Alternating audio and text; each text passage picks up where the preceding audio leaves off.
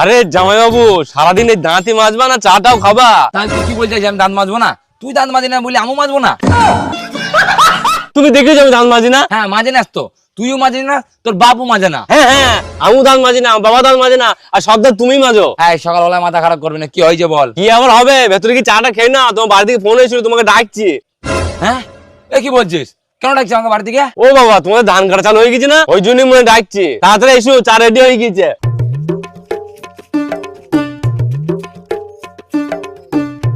কেনা জামাইবাবু চা খাও, আর চা খেয়েই বেরিয়ে পড়ো। এই, মোল্লা তখন থেকে বলছি বেরিয়ে পড়ো বেরিয়ে পড়ো বেরিয়ে পড়ো, আমি বেরোবো কি করে? আমি মনে করলে জিতে পারবো?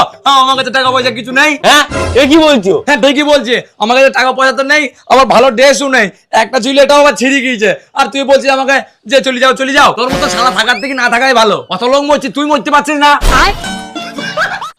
তোমার কাছে টাকা পয়সা